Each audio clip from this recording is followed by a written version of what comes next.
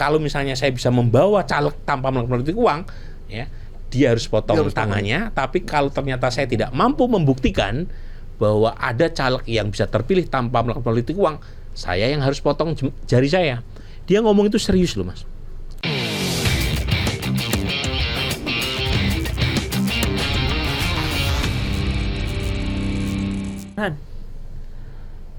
Soal kekuatan masyarakat ya dalam pemilu, apakah one man one vote itu masih bisa berlanjut di Indonesia? Karena suatu hari saya sedang bangga-bangganya sama tingkat demokrasi Indonesia yang katanya lumayan bagus gitu kan. Saya lagi jalan ke daerah Menteng, itu kan rumahnya yang mahal-mahal kan di sana semua.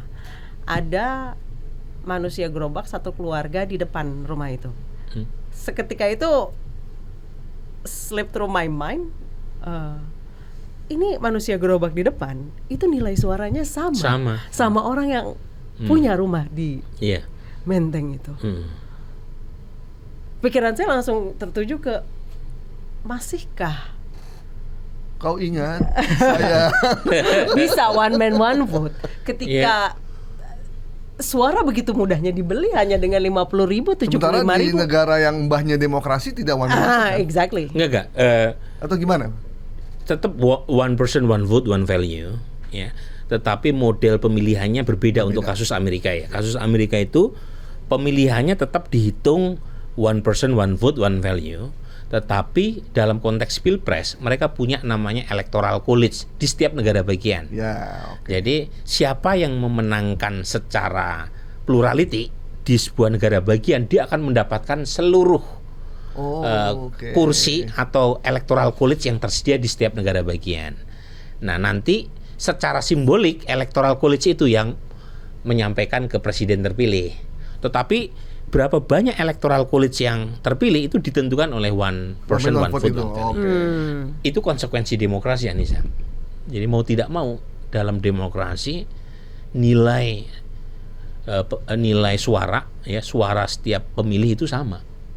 Ya, disitulah ada tantangan berkaitan dengan civic education, pendidikan pemilih, ya, tantangan untuk melakukan semacam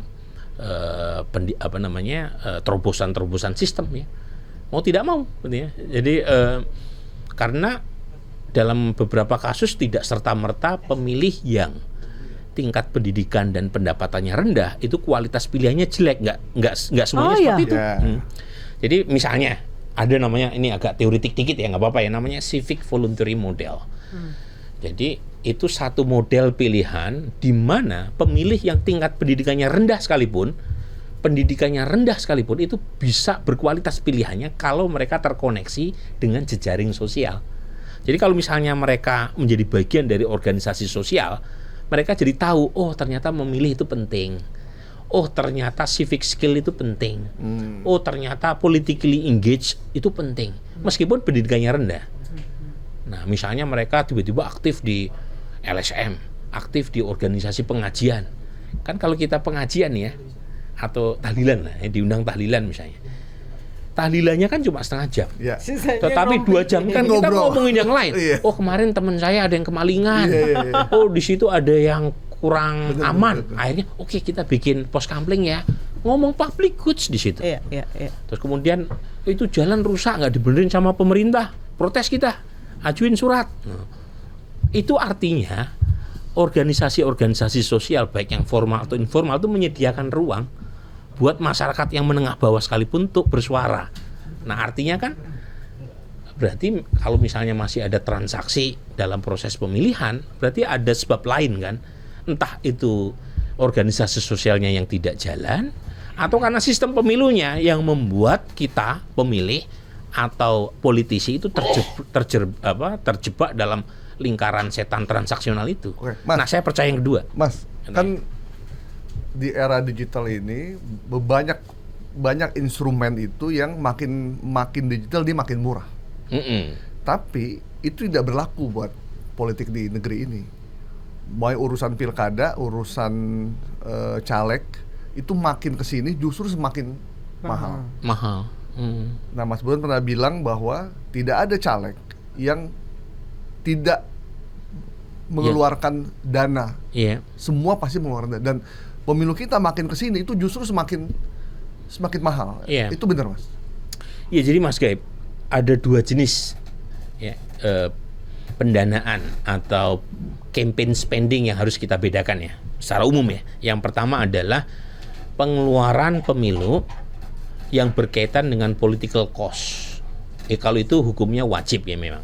Seorang caleg partai politik bikin misalnya kegiatan macam-macam kan, mulai dari kampanye itu kan butuh uang. Ya. Kemudian bikin pelatihan, banner, kaos, iklan itu kan butuh uang, itu namanya political cost. Itu nggak bisa terhindarkan memang. Tapi yang kedua, ini yang namanya politik uang.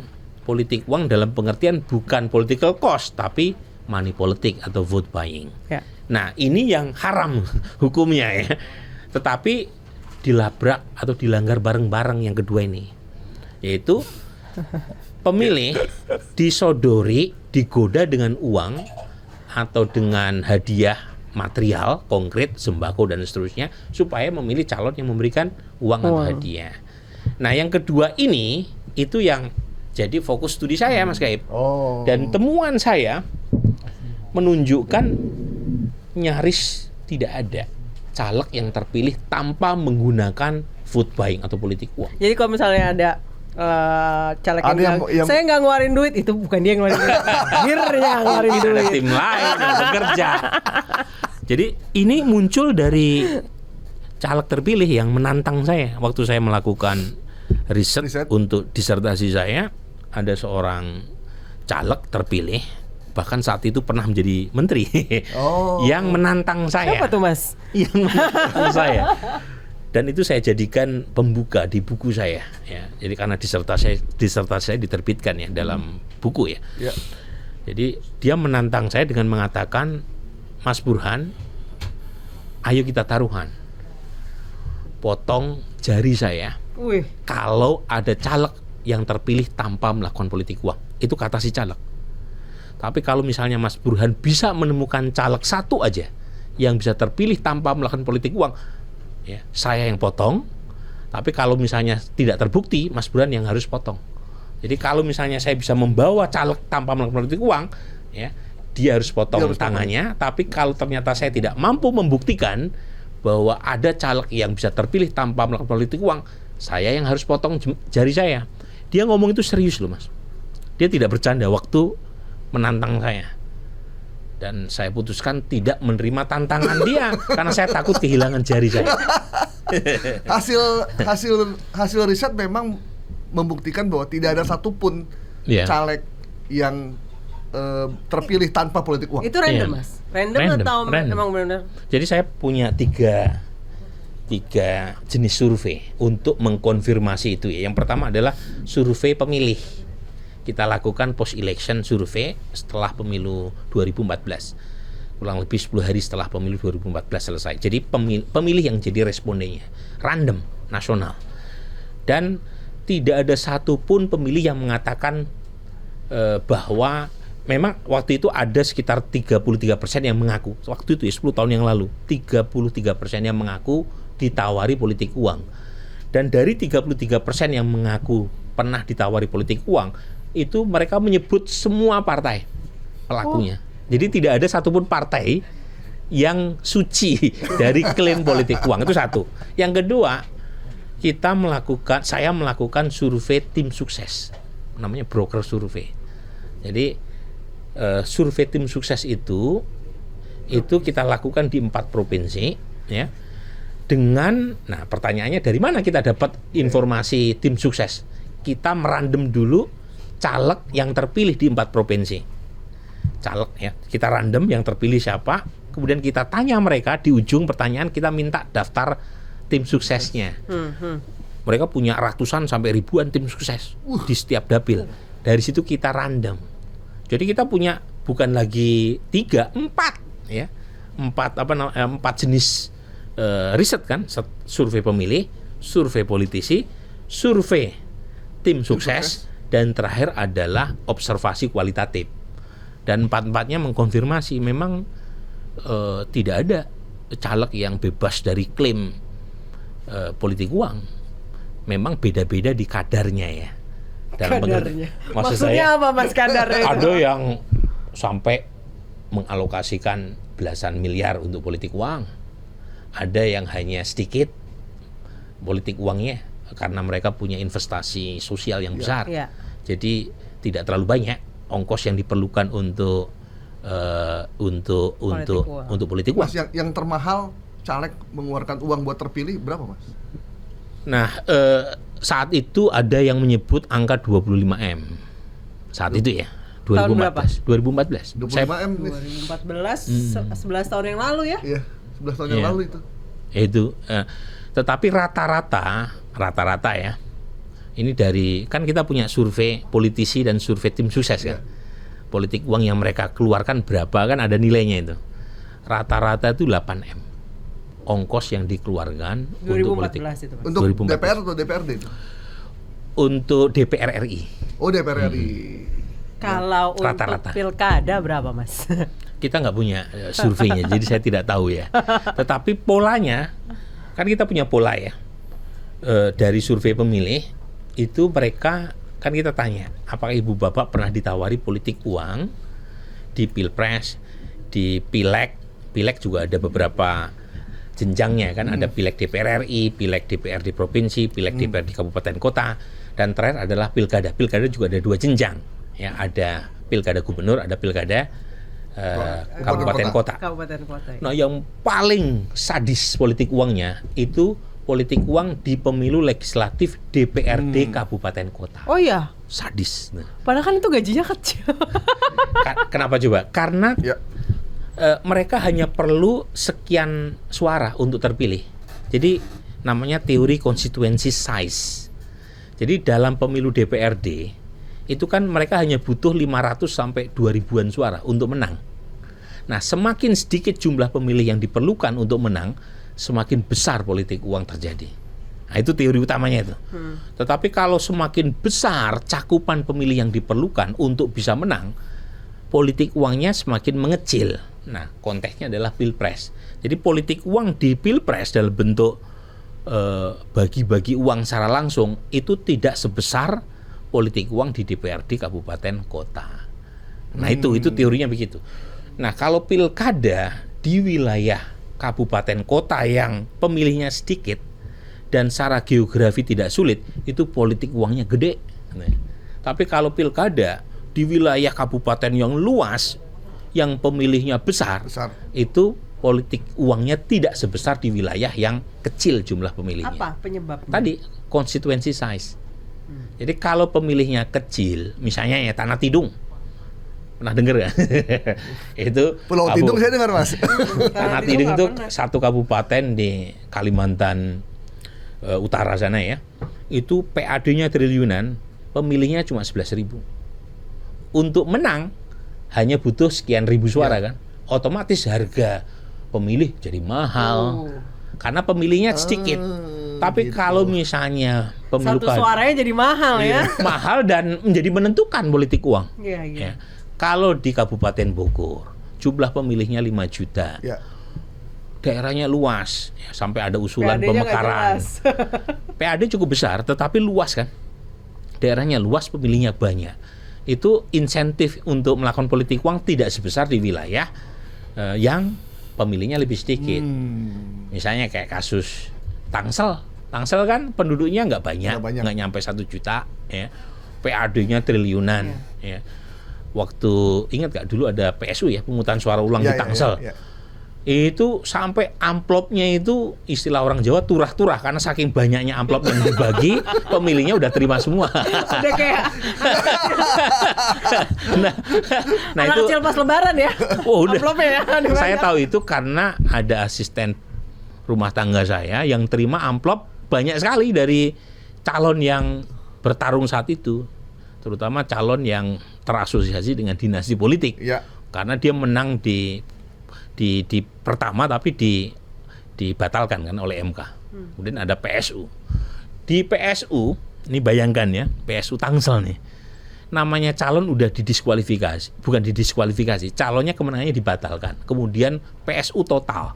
Tapi kemenangannya di PSU jauh lebih telak ketimbang yang pertama. Kan harusnya logikanya ya, karena MK sudah mengatakan kemenanganmu ini haram. Harus Harusnya dia tidak diulang. terpilih dong. Harusnya nggak terpilih dong. Malah menang lebih banyak. Padahal di Tangsel itu siapapun yang berkuasa tetap juaranya pengembang. Tetap penentu kebijakan pengembang. Nah, itu Ya dia nggak, Mas tuh. Burhan? Properti. Orang Tangsel. Oh bukan. Anak Jakbar. Anak Jakbar. Berdekatan namanya. RT RW-nya menyesuaikan dengan pengembang. Nah itu dia. Nah ini kan jadi isu ya, karena lama kelamaan makin banyak politik yang ditentukan oleh mata uang, gitu, oleh rupiah. Oke, Mas. Jadi kita perlu lakukan semacam, karena politisi juga tidak menikmati loh. Saya banyak sekali politisi. Waktu saya riset, dari sekian politisi yang saya wawancara ada 4 yang nangis, betul-betul literally nangis. Karena kondisi politik yang Atau karena faktor uangnya yang udah dari habis. ideologi. Dan nggak kepilih, gila dong. Di mana uangku? Di mana uangku? Yang menangis itu memang umumnya yang nggak kepilih. Tapi yang kepilih pun menangis karena mereka habis-habisan. Nah, yang menangis waktu itu dia cerita ada kakaknya yang mendatangi dia, menyesal dan menangis karena tidak bisa membantu adiknya karena dia nggak punya uang. Ya Dan ampun. kemudian ada juga caleg dari partai besar yang mengistilahkan politik uang seperti perang saudara di Syria. Jadi waktu 2014 itu kan Syria terjadi perang saudara. Iya. Antar saudara sebangsa perang. Nah, dia mengistilahkan pemilu di Indonesia seperti perang saudara karena perang antar caleg dalam satu partai. Yes. Dan senjata yang dipakai untuk membunuh saudaranya adalah uang. Jadi itu dirasakan oleh elit partai kita. Jadi mereka nggak happy dengan situasi sekarang. Jadi saya ingin tekankan, jangan pernah kita punya kesimpulan elit politik menikmati situasi sekarang. Enggak. Mereka terjebak nih dalam lingkaran setan itu. Nah, makanya kita perlu putus rame-rame. Ya. Nah, karena kalau misalnya tidak dilakukan itu, kualitas putusan pemerintah maupun DPR kita juga bermasalah loh. Kan makin banyak kan kesalahan-kesalahan elementer dalam putusan undang-undang yang diketok palunya oleh DPR ya. Dan itu menunjukkan kualitas drafting legislasinya kurang. Kalau Anggota misalkan DPR yang bolos juga banyak. banyak banget. Kalau Mas Burhan tadi bilang pengusaha jumlahnya makin banyak untuk masuk di DPR, yang notabene mereka menentukan kebijakan legislasi. Ya pasti akan mengikuti jadinya dengan kualitas itu. legislasi Iya. kita? Jadinya. Jadi tidak untuk kepentingan publik ya, untuk kepentingan Korporasi. korporasi. Jangan gini, 61% pengusaha, sisanya 39%-nya broker. order. Orda. Iya, itu nggak dihitung kan, misalnya politik dinasti. Keponakan, Ponakan, anaknya anak, ketua partai. cucu. istri. Jadi Makin Jadi apatis aja publik sih, Mas. Iya. tapi kita nggak boleh agak- apatis sebenarnya Mas Gaib, karena politik kita itu menentukan segalanya. Kiai saya menyebut bahkan untuk menghirup udara pun perlu politik. Saking kuatnya politik dalam menentukan hajat hidup kita. Di Indonesia. Ya, jadi kita nggak boleh apatis. Nah, karena